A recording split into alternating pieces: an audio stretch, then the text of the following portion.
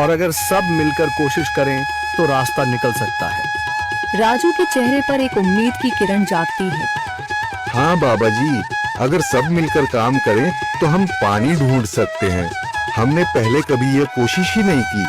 लेकिन इतनी कठिन जमीन में नया कुआं खोदना आसान नहीं। मुश्किल जरूर है, नामुमकिन नहीं।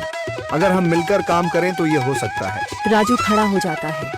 उसकी आंखों में एक नई रोशनी है। तो फिर हम कल से काम शुरू करेंगे।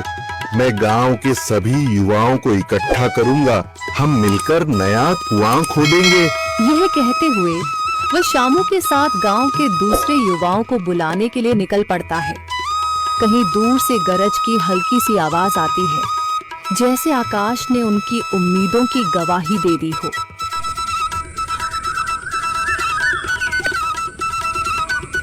अगली सुबह राजू और शामू गांव के युवाओं को इकट्ठा करने निकल पड़े। चौधरी महेश की हवेली के सामने एक भीड़ जमा है। बाबा जी, संदरी, गांव के कुछ बुजुर्ग और किसान सभी मौजूद हैं। हम हाथ पर हाथ रखकर नहीं बैठ सकते।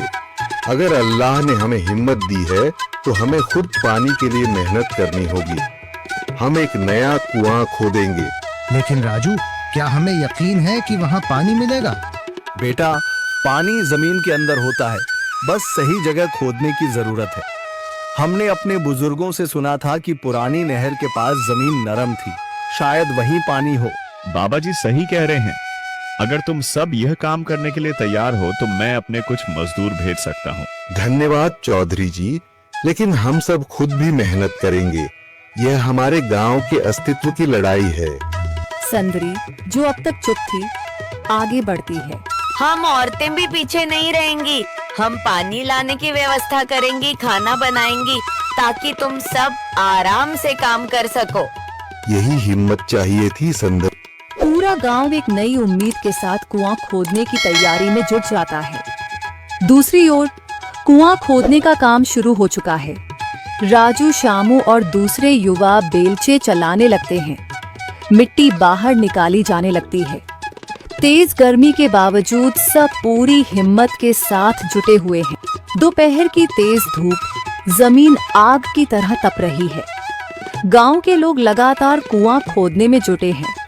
हाथ छिलने लगे हैं, माथे से पसीना बह रहा है, मगर किसी ने हार नहीं मानी। महिलाएं पानी और सत्तू लेकर आती हैं ताकि पुरुषों को कुछ राहत मिले।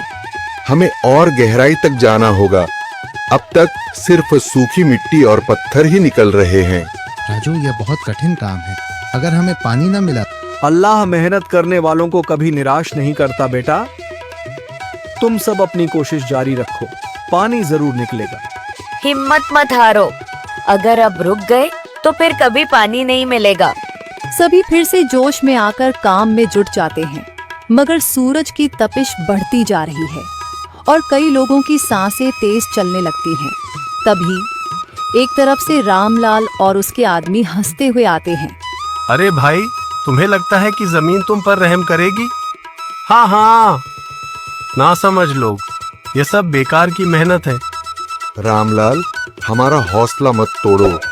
अगर तुम मदद नहीं कर सकते तो कम से कम मजाक भी मत उड़ाओ। मदद? हाँ, मैं अपने कुएं का पानी बेच सकता हूँ, मगर मुफ्त में नहीं दूंगा। राजू सब अनसुना कर फिर काम में लग जाता है। शाम होने लगती है, लेकिन अभी तक पानी का नामो निशान नहीं। कुछ लोग मायूस होकर पीछे हटने लगते हैं। राजू, शायद रामलाल सही कह रहा है। यह सब बेकार है। नहीं शामू, हमें हार नहीं माननी। अगर आज हार गए तो फिर कभी हिम्मत नहीं कर पाएंगे। तभी अचानक फावड़ा किसी कठोर चीज से टकराता है। एक अजीब सी आवाज आती है।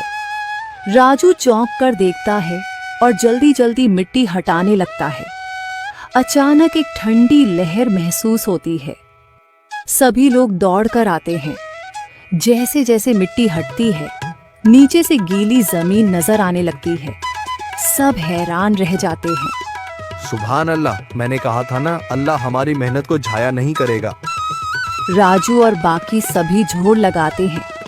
कुछ ही पलों बाद अचानक मिट्टी के नीचे से पानी की एक छोटी सी धारा फूट पड़ती है। गांव वाले खुशी से चिल्ला उठते हैं। पानी पानी निकल आया। यह अल्लाह की कुदरत है रामलाल, जिस पर तुम्हें यकीन नहीं था। पूरा गांव आनंद से झूम उठता है। लोग एक दूसरे को बधाइयां देते हैं। औरतें दुआ करने लगती हैं।